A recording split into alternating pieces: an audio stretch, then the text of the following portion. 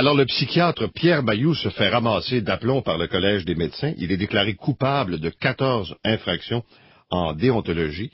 Et là, les parties vont donc plaider sur la peine à imposer au docteur Mailloux qui est avec nous ce matin. Bonjour, docteur Mailloux. Oui, bonjour, Paul. Bon, je vais y aller par étapes dans ce qu'on vous reproche quand même, parce que disons que je décortique ça en 3 volets. Tout d'abord, au niveau du diagnostic, on dit que dans les cas qui ont été soumis, vous êtes vite sur le jugement et que vous vous trompez. On donne le cas d'une petite fille de 6 ans où il y aurait eu erreur. C'était du déficit d'attention et non pas un cas de psychose. Ça donne, Paul, que moi, j'ai vu ces enfants-là, je les ai examinés, et ceux qui me critiquent n'ont jamais examiné les enfants, n'ont jamais rencontré les parents, et n'ont jamais entré en contact avec les médecins qui m'ont référé ces enfants-là. Là, vous parlez des docteurs Soriol et Gignac? Oui. Mais là, alors, eux, on fait deux parfaits incompétents dans mon dossier. Attendez, alors, là. Oui. Eux autres, là, ce que je comprends, ils ont soumis des rapports au syndic. Oui. Et concernant les diagnostics de ces enfants-là, de vos patients, ils n'ont pas rencontré les patients. Jamais. Ils ont pris, le syndic est allé chercher le dossier, il remet ça aux 2 bouffons, et les 2 bouffons lisent le dossier et disent « Mailloux est dans le champ ». Hey, ça fait 30 ans, Paul, que je évalue et traite des enfants. Je sais ce que je fais. Il n'y a eu, Paul, aucune erreur dans ces dossiers-là. Je suis un maudit bon pédopsychiatre. Ça me fait plaisir de le dire sur ta tribune ce matin. C'est ma récompense, Paul. OK, mais l'autre chose, je suis un peu étonné de voir qu'ils n'ont même pas rencontré les enfants. Là. Un peu étonné, ben, dis-tu? Non, mais c'est parce qu'à un moment donné, si tu demandes une contre-expertise, prends au moins le temps d'aller voir la personne. Ben, minimalement, Paul. Mais là, ça veut dire que... Ils n'ont jamais parlé aux parents de ces enfants-là. Hey, j'ai aucune plainte de parents. Je capote.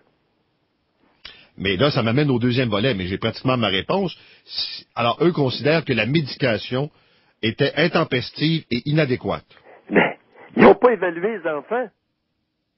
Et ils connaissent, il y en a une, hey Paul, il y en a une qui traite pas ce genre qui traite pas d'enfants psychotiques en plus. Qui est expert contre moi. Je capote. OK. Mais là, on va parler des doses massives. Oui. Vous m'aviez parlé la dernière fois d'un autre psychiatre, je pense que c'est à Douglas, si mon souvenir est bon, oui. qui lui aussi donne de bonnes doses. Oui. Et je lui ai parlé, et c'est vrai, vous n'êtes pas le seul à faire ça, mais c'est pas une pratique très commune, je pense. C'est exact, Paul. Ben oui, c'est pour des cas exceptionnels.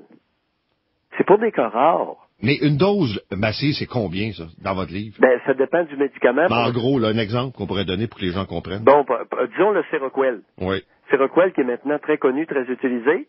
Alors, une dose massive, c'est en haut de 1600 mg par jour par la bouche. Chez un adulte. OK, puis pour que les chez gens... un enfant, c'est 400 à 600. Et pour que les gens aient une référence, dans un cas comme ça, il y aurait combien? Ça serait combien de milligrammes? Vous, c'est 1600, puis un autre psychiatre donnerait quoi, d'après vous? Oh, de 800. La moitié. Oui, la moitié. Mais là, qu'est-ce que ça fait? Vous le gelez bien raide, c'est quoi? Ben non, j'améliore sa maladie psychotique. J'améliore les patients, Paul. Hey, Paul, il n'y a personne de Montréal, il n'y a pas un chrétien de Montréal qui est venu examiner mes patients pour voir dans quel état ils sont. Autant les enfants que les adultes. C'est-à-dire, les enfants ont été vus par 3 pédopsychiatres de Sainte-Justine. OK, c'est eux qui m'ont dénoncé. Alors, eux ont vu les enfants. Puis il y en a, écoute, dans certains cas où j'ai été reconnu coupable, le psychiatre de Sainte-Justine qui a vu l'enfant a continué mon traitement. Le même traitement avec le même dosage. Oui, à 400 mg de Seroquel par jour. Il continue mon traitement, puis je suis accusé d'avoir donné une dose excessive. Ça marche pas, mon Paul. Mais vous n'êtes pas juste accusé, là, vous êtes coupable. Oui, je suis coupable. Puis on continue mon traitement. Puis il y en a un, hey Paul, il y a un cas qui a été vu par le psychiatre de Sainte-Justine. Il a changé mon traitement. L'enfant était dans sa famille, dans le comté de Masquinongé. Sais-tu où il s'est ramassé? Non. Il s'est ramassé à l'asile de Rivière-des-Prairies, le milieu asilaire psychiatrique, l'hôpital Rivière-des-Prairies. Et il vivait dans sa famille? Oui. Enfermé depuis 6 mois, sinon plus. OK, mais là, j'essaie juste de comprendre une chose. Un psychotique, mettons un ado, là. Oui. Ou un jeune adulte à qui vous donnez là, 1000 grammes ou 1600 oui. grammes. Il a l'air de quoi? Il vit comment? Il vit assis? Il vit debout? Il fonctionne? Il marche? Ça a l'air de quoi? Ben, généralement, ils sont très améliorés. Comment? Écoute, Paul, regarde, dans des ressources d'accueil, je vois, moi, il y a des individus, des restants de Montréal, tu sais, les itinérants puis des cossins, quand ils sont dangereux, sont mis en prison à Montréal. Et puis après ça, il y en a plusieurs qui se retrouvent dans le comté de Masquinongé, puis c'est moi qui m'en occupe. Et je les améliore beaucoup en donnant des doses massives d'antipsychotiques dans certains de ces cas-là. Alors, ils sont plus dangereux, ils frappent plus, ils essaient plus de tuer personne, ils ne se mutilent plus ou ils n'essaient plus de s'enlever la vie, et ils sont vraiment confortables dans leur famille d'accueil. Là, ce que je comprends, c'est que vous n'avez pas le droit de traiter des enfants. Oui, exact, depuis 1 an et demi. OK. Ces patients-là, donc, qui sont des enfants, ils sont où actuellement? Vous me parlez d'un cas qui est à Rivière-des-Prairies, mais les autres? Ah, je ne sais pas. J'ai aucune idée. Le seul dont j'ai entendu parler, c'est celui qui était enfermé à Rivière-des-Prairies. Un enfant autiste sévère. Puis moi, là, il vivait bien, il vivait dans sa famille, il allait dans une petite pseudo-école, là, pour ces enfants-là. Et la mère avait pas trop de misère. On avait une ressource de répit. Tu sais, on s'en occupait bien, pas cher. Ils ont changé mon traitement et j'ai, oui dire, par la cousine. Tu sais, je traite le cousin de cet enfant-là. Puis la mère du cousin m'a dit, écoute, il est enfermé depuis 6 mois à Rivière-des-Prairies, il était plus tenable. Et il est enfermé à Rivière-des-Prairies, Paul, à Tâche-Tatuc, à 800 piastres de frais d'hospitalisation par jour, à part le salaire de tous les intervenants. Là, coûte une fortune. Ouais, puisqu'on parle d'argent, là, j'ai compris qu'on vous a reconnu coupable aussi d'avoir chargé des frais inappropriés. Yes. Comment yes? 300 piastres à l'heure, mon homme, au privé. Et j'en suis fier. Mais là, vous n'avez pas le droit de faire les deux, c'est ça? Ah, c'est ce que prétend le comité de discipline. Alors que moi, j'ai toujours fait de la psychiatrie privée et je vais continuer à en faire jusqu'à mon dernier souffle. Non, mais chargez-vous au RAMQ en même temps? Jamais. Jamais. Tous les patients qui vont vous voir payent. Non, attends, Paul. C'est parce que j'ai 2 bureaux. J'ai un bureau à l'hôpital, j'ai une clinique externe à l'hôpital de Louisville qui dessert tout le comté de Masquinongé. Correct? Mm-hmm. Ça, c'est payé à l'heure par la RAMQ. Mm-hmm. À mon cabinet privé, à la maison, j'ai un cabinet privé. Et là, c'est 300 douilles de l'heure pour me consulter. Puis, il commence à avoir une file d'attente. OK, mais eux autres considèrent que c'est à l'encontre de la déontologie. Oui. Ben, ils ont le droit, et je leur dis, oh, Paul, je vais être vulgaire. Si tu avais vu mon doigt s'élever, mon majeur s'élever. Écoute, si le chirurgien plastique a le droit de travailler après des oreilles, des nez et des tétons au privé, dans sa clinique privée, veux-tu bien me dire en quel honneur, comme moi, comme psychiatre, on m'empêche d'avoir un bureau privé? Ouais, mais là, disons que c'est un autre débat. Ouais, non, mais il y a plein de médecins qui voudraient faire les deux puis qui peuvent pas, là, mais... Écoute, ils ont juste à le faire, c'est non. ça que je leur dis. Arrêtez de demander la permission comme des gamins. Le Québec, c'est pas une garderie à ciel ouvert. Vous avez envie d'offrir des services privés en médecine, faites-le, formez votre boîte.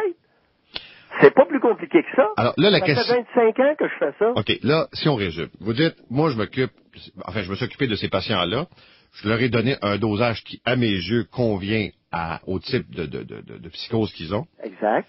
Le reste, les diagnostics étaient bons, la médication était bonne. Oui. Alors, c'est quoi? Le maillot, c'est l'espèce d'épouvantail qu'il faut abattre, il y a une grande gueule, puis on le ferme, puis on veut s'en débarrasser? Très bien résumé, M. Paul. Mais là, quoi, c'est le complot du Collège des médecins contre le médecin de Louisville? Ben, non, c'est pas contre le médecin de Louisville, c'est contre Mailloux.